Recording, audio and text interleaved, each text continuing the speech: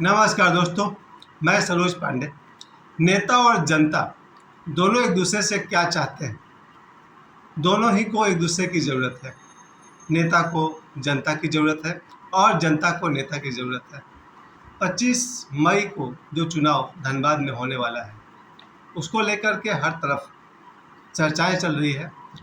और बचपन से लेकर अब तक मैंने राजनीति पर बहुत ज़्यादा इंटरेस्ट तो नहीं लिया, लेकिन ये मेरी नासमझी थी। हर व्यक्ति को राजनीति में रुचि हो या ना हो, लेकिन साझेदारी ज़रूर होनी चाहिए। जनता, बहुत सारी जनता में जो 20 लाख लोग अगर धनबाद के हैं, तो 20 लाख लोगों में से लाखों लोग बहुत ही गरीब हैं। कुछ लोग मध्यम हैं और कुछ लोग अमीर हैं, लेकिन इन सब के एक एक वोट की कीमत बराबर है। गरीब से गरीब आदमी जो मुश्किल से दिन में 100-200 रुपया कमा पाता है, या फिर अमीर से अमीर आदमी जिसकी कमाई हज़ारों में है, लेकिन एक चीज़ में बराबरी है, उनके वोट की कीमत बराबर है। जनता क्या चाहती है अपना नेता से? विशेषकर मैं बात करूंगा धनबाद की जनता की, क्योंकि बचपन से लेकर के आज तक मुझे जहां से होश है, खास करके जब इंदिरा जी के ज़माने में 1984, तब मैं 11 साल का था। उस समय का इलेक्शन मुझे अच्छी तरह याद है, जब इंदिरा जी की हत्या हुई थी 1984 में, और उस समय जब स्वर्गीय श्री राजीव गांधी जी चुनाव लड़ रहे थे। वहाँ से मुझे याद है धनबाद में जो इलेक्शन का दौर था, तब मेरी उम्र 11 साल थी, और तब मैं देखता था कि विभिन्न पार्टियों के लोग लगभग प्रतिदिन आते थे चुनाव प्रचार करने। यही धनबाद पाथरडी में हर पार्टी के नेता एक एक करके, कोई आज आ रहा, कोई कल आ रहा, कोई परसों आ रहा। यहाँ तक कि मुझे ये भी याद है कि उस ज़माने में 1984 से पहले या उसके आसपास में हमारे धनबाद में लगभग, शायद इंदिरा जी भी आ चुकी है, चूँकि बचपन की बात है, इंदिरा गांधी जी भी आ चुकी है, राजीव गांधी जी आया करते थे सिंदरी में, और यहाँ तक कि जब पंडित जवाहरलाल नेहरू जी आया करते थे, महात्मा गांधी जी आया करते थे। धनबाद एक इतना नामी जगह है, इतना प्रसिद्ध जगह है, लेकिन यहाँ आज तक एयरपोर्ट यानी कि एयर सर्विस शुरू नहीं हो पाया। ये मेरा पहला मुद्दा है। जनता नेता से क्या चाहती है और नेता जनता से क्या चाहते हैं।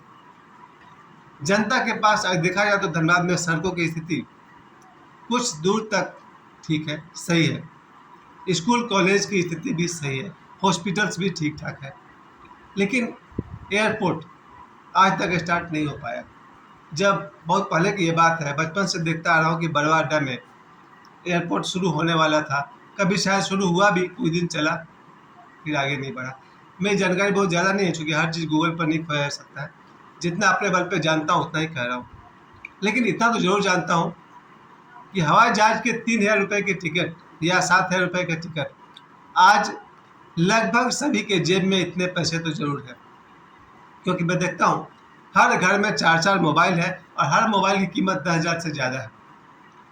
जहाँ आज हमारे समाज में, परिवार में, सभी घर में 3-4 मोबाइल्स है जिसकी कीमत 20,000 से ज़्यादा है, तो ऐसा लगता है कि 20 लाख जो आबादी है धनबाद की, यानी कि लाखों घर के लोग आज सक्षम है हवाई यात्रा करने पर। आज मुझे लगता है हर घर का एक मेंबर हवाई यात्रा कर सकता है, लेकिन धनबाद में हवाई अड्डा आज तक एक्टिव नहीं हुआ, एयर सर्विस आज तक एक्टिव नहीं हुआ। चर्चा चलता रहा पिछले 2-3 सालों से धनबाद के बलियापुर क्षेत्र में, जो वहाँ जो एयरपोर्ट है, कई बार मैं वहाँ, मेरा आना जाना होता है तो मैं देखता हूँ और सुनते रहता हूँ कि एयरपोर्ट शुरू होने वाला है, लेकिन कब? पर यह भी समझ में आता है कि मामला राजनीतिक नेताओं के हाथ में भी है। केंद्र सरकार हो या राज्य सरकार हो, जब तक इन दोनों की सहमति नहीं होगी, तब तक हवाई अड्डा का काम शुरू नहीं हो सकता। जबकि प्रतिदिन 10,000 लोग हवाई उड़ान कर सकते हैं। धनबाद इतना संपन्न जगह है, यहाँ रेलवे है, सेल है, BCCL है, प्राइवेट कंपनियां हैं, और बहुत सारे, मुझे लगता है प्राइवेट काम करने वाले दुकानदार, हर कोई सक्षम है कि वो 3,000 से 7,000 तक का खर्च करके वो हवाई यात्रा कर सके। और ज़रूरत है, खुद मेरे जैसे आदमी आज महसूस करता है कि एक दिन में अगर मुझे दिल्ली जाना हो, मुंबई जाना हो और अगला दिन लौट आना हो, आदमी सक्षम है, लेकिन बस हवाई सर्विस, अब या तो रांची जाइए या दुर्गापुर जाइए या कहीं दूर जाइए, इसमें आने जाने में ही आपका आधा दिन निकल जाएगा। आने जाने में आधा दिन जो आदमी का निकल जाएगा, वो हवाई जहाज का क्या फ़ायदा उठा पाएगा। खैर, आज के समय में चाहे मैं प्राइवेट टीचर हूँ या कोई बिजनेसमैन है, उतना समय किसी के पास नहीं है कि 2 दिन 3 दिन ट्रेन में बैठ कर जाइए और 3 दिन ट्रेन से लौट कर के आइए और जो 1-2 दिन का काम है वो पूरा कीजिए। चलिए, मेरा पहला जो ध्यान देना चाहूँगा यही कहूँगा, जनता नेता से चाहती है धनबाद में एयरपोर्ट। चाहे आप बलियापुर में शुरू करें या बड़वा अड्डा में शुरू करें या कहीं से शुरू करें। खैर, जनता की आवाज़ राजनीतिक तक पहुंचना चाहिए, नेताओं तक पहुंचना चाहिए। मुझे मेरी अपनी दृष्टिकोण है, कमी कहाँ दिखती है। जनता में जितने भी लोग हैं उनका अपना सामर्थ्य एक परिवार चलाने का होता है। एक परिवार के 2 बच्चे पालने में, पत्नी और रिश्तेदारों को खुश करने में ही सारी ज़िंदगी निकल जाती है। इसलिए ये लाखों लोग, ये 20 लाख लोग सामूहिक रूप से किसी एक को प्रतिनिधि चुनते हैं, किसी एक को अपना एमपी चुनते हैं। 20 लाख की आबादी के धनबाद में कोई एक व्यक्ति को जनता चुनती है नेता, और अलग अलग पार्टियों के लिए अलग अलग प्रतिनिधि होते हैं, 10 होते हैं, 20 होते हैं, 30 हो सकते हैं। लेकिन जहाँ 20 लाख जनता है वहाँ 30 नेता है। अब ये 20 लाख जनता को ये निर्णय करना है कि वो किनको अपना नेता चुनती है, जिनसे उन्हें लगता है कि धनबाद का विकास होगा, या फिर उनके वोट के कारण, केंद्र सरकार के कारण हमारे देश का विकास होगा। बहुत साफ साफ बात है, बहुत ज़्यादा समझ नहीं। लेकिन आज दिन में एक निराशा मुझे हुई।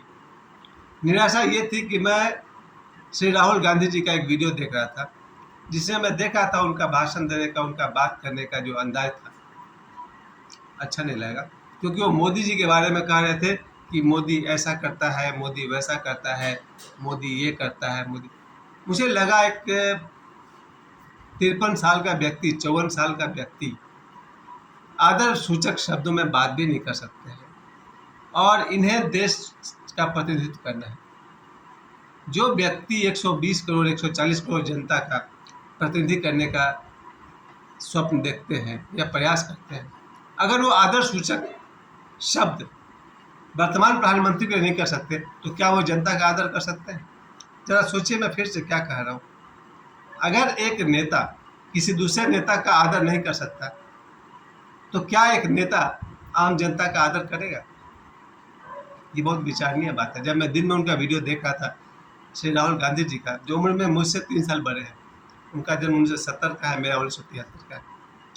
मेरे जैसा आदमी अपने से 1 साल बड़े आदमी से आदर सूचक शब्दों में बात करता है। मैं एक टीचर हूँ, मैं बच्चों को सिखाता हूँ शिष्टाचार क्या है, अपने से बड़ों के लिए आदर सूचक शब्द का प्रयोग करना चाहिए। तो हमारे राहुल गांधी जी आदर सूचक शब्दों से बात। फिर मैंने मोदी जी का वीडियो भी जाकर देखा, उन्होंने हर जगह राहुल गांधी के लिए आप या उन्होंने शब्द का प्रयोग किया था। ये मुझे अच्छा लगा। कोई भी नेता जनता को पूरा मूल्य दे, ये बात तो आप सभी समझते हैं। कभी कभी लगता है जनता है क्या, गरीब है, कोई अनपढ़ है, कोई अपाहिज है, आधे से अधिक जनता कमज़ोर है, और नेता एक दूसरे अर्थों में शक्तिशाली होते हैं, उनके पास पैसा होता है, मैन पावर होता है, लाखों लोग उनको सलाम करते हैं। लेकिन एक बहुत अच्छी व्यवस्था है देश के संविधान की कि ये जनता ही चुनकर अपने नेता को भेजती है। यहाँ भारत के संविधान या दुनिया के किसी भी संविधान में ये बात बहुत अच्छी है, जनता को कमज़ोर नहीं दिखाया गया है, जनता कमज़ोर होती भी नहीं है। अगर 20 लाख लोग एकजुट हो जाते हैं, या देश की 140 करोड़ जनता एकजुट होकर के कोई निर्णय ले, तो उसे नेता को मानना ही पड़ेगा। अगर धनबाद के 20 लाख लोग मिल करके जिसको अपना प्रतिनिधित्व चुनेंगे, उन्हें धनबाद के पक्ष में, धनबाद के विकास में काम करना ही पड़ेगा। बस मैं अपने इस वीडियो के माध्यम से लोगों तक यही अपनी बात पहुंचाना चाहता हूँ। धनबाद से जितने भी नेता खड़े हैं, जिन जिन पार्टियों के लिए खड़े हैं, वो अगर धनबाद के विकास के लिए काम करें, तो जब जब वो चुनाव लड़ेंगे धनबाद से, जनता उनको अपना सहयोग देगी, अपना साथ देगी। और वही बात केंद्र के लिए भी है। धनबाद से चुना गया एक एक एमपी केंद्र सरकार के लिए ताकत है। कभी कभी लोगों का नज़रिया बड़ा अजीब हो जाता है, लोग केंद्र में पार्टी किसी और की चाहते हैं और लोकल में पार्टी किसी और की चाहते हैं, तब बड़ा अजीब बात हो जाता है। ऐसा क्यों हो जाता होगा?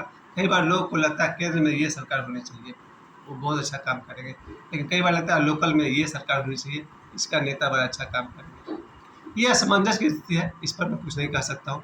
बस मैं यही कह सकता हूँ, जो नेता भी एमपी के चुनाव में खड़े हैं वो अपने जिला का और साथ साथ देश के विकास के लिए ही काम करें, क्योंकि एक एक एमपी का वोट का कीमत वहाँ केंद्र सरकार के लिए निर्णायक होगा। और जो भी केंद्र सरकार में जितने नेता खड़े हैं, आज जितने भी जाने माने बड़े बड़े चेहरे हैं, नाम लेना तो जरूरी नहीं है, आप सभी जानते हैं, उन सब को अगर वो जो बात आज मैं एक मैनिफेस्टो में देख रहा था, एक छोटी सी किताब थी, मतदाताओं का कुछ संकल्प था एक तरह से कि हर मतदाता ये वचन दे कि वो इस तरह से काम करेंगे, इस तरह से वोट देंगे। वही बात मैं नेताओं के लिए कहना चाहूँगा, कोई भी नेता अपने देश के विकास के लिए काम करे। मानते फिर से कहता हूँ, नेता जनता से क्या चाहते हैं? वोट चाहते हैं। और जनता नेता से क्या चाहती है? विकास चाहती है। धनबाद में एयरपोर्ट चाहती है और देश का विकास चाहती है। समय देने के लिए आप सभी को बहुत बहुत धन्यवाद। राजनीति में बोलने जाइए तो बहुत कुछ बोला जा सकता है, पर दो शब्दों में कहता हूँ, नेता और जनता दोनों का एक दूसरे पर अन्योन्याश्रय संबंध है, दोनों एक दूसरे पर इंटरडिपेंडेंट है। नेता पूर्ण स्वतंत्र नहीं है जनता से, और जनता भी पूर्ण स्वतंत्र नहीं है नेता से।